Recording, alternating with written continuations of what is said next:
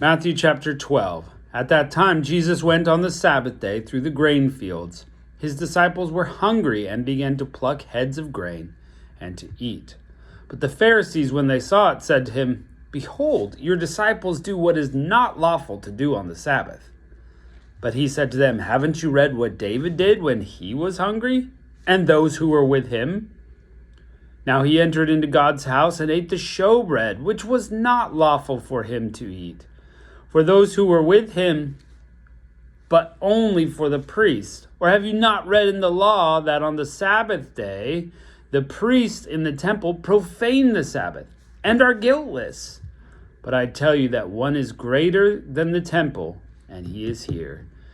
But if you had known what this means, 'I desire mercy and not sacrifice,' you would not have condemned the guiltless. For the Son of Man is Lord of the Sabbath." He departed from there and went into their synagogue. And behold, there was a man with a withered hand. They asked him, "Is it lawful to heal on the Sabbath day?" So they might accuse him. He said, "What man is there among you who has one sheep, and if this one falls into a pit on the Sabbath day, won't grab onto it, lift it out? Of how much more value then is a man than a sheep? Therefore it is lawful to do good on the Sabbath day." Then he told the man, "Stretch out your hand." He stretched it out, and it was restored whole, just like the other. But the Pharisees went out and conspired against him, how they might destroy him. Jesus, perceiving that, withdrew from there. Great multitudes followed him, and he healed them all, and commanded them that they should not make it known, that it might be fulfilled which was spoken through the prophet Isaiah, saying, "Behold, my servant, whom I have chosen, my beloved, in whom my soul is well pleased. I will put my spirit on him. He will proclaim justice to the nations. He will not strive, nor shout, neither will anyone hear his voice in the streets. He won't break a bruised reed. He won't quench a smoking flax, until he leads justice to victory. In his name, the nations will hope."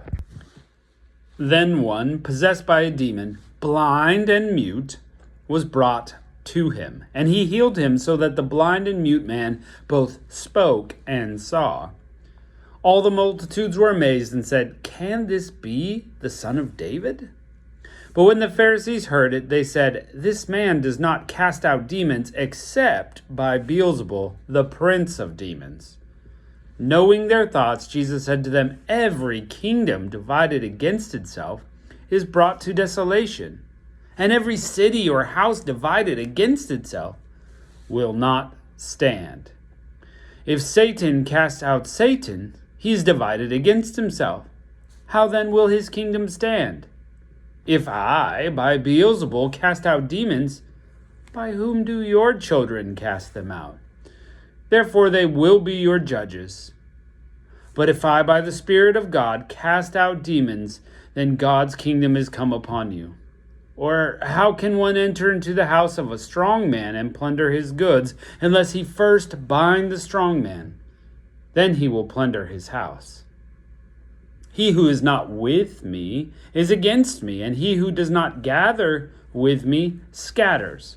Therefore I tell you, every sin and blasphemy will be forgiven men, but the blasphemy against the Spirit will not be forgiven men. Whoever speaks a word against the Son of Man, it will be forgiven him. But whoever speaks against the Holy Spirit, it will not be forgiven him, either in this age or in that which is to come.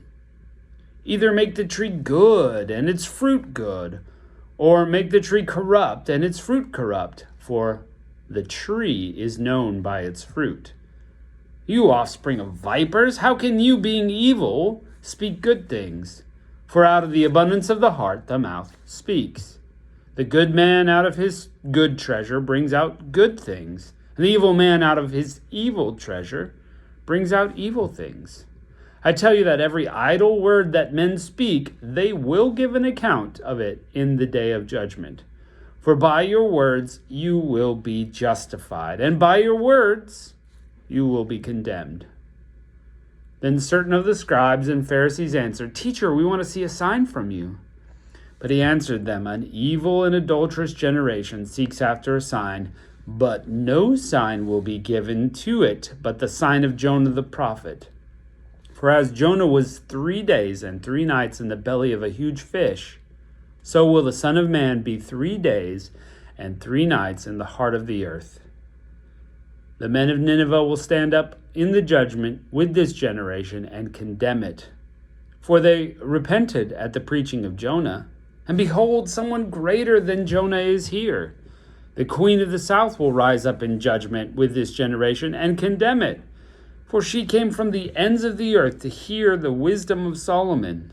And behold, someone greater than Solomon is here. When an unclean spirit has gone out of a man, he passes through waterless places, seeking rest, and doesn't find it. Then he says, I will return into my house from which I came. And when he has come back, he finds it empty, swept and put in order. Then he goes, takes with him 7 other spirits more evil than he is, and they will enter in and dwell there. The last state of that man becomes worse than the first. Even so it will be to this evil generation. While he was yet speaking to the multitudes, behold, his mother and his brothers stood outside, seeking to speak to him. One said to him, Behold, your mother and your brothers stand outside, seeking to speak with you. But he answered him who spoke to him, Who's my mother, and who are my brothers? He stretched out his hands to his disciples and said, Behold, my mother and my brothers. For whoever does the will of my Father in heaven, he is my brother and sister and mother.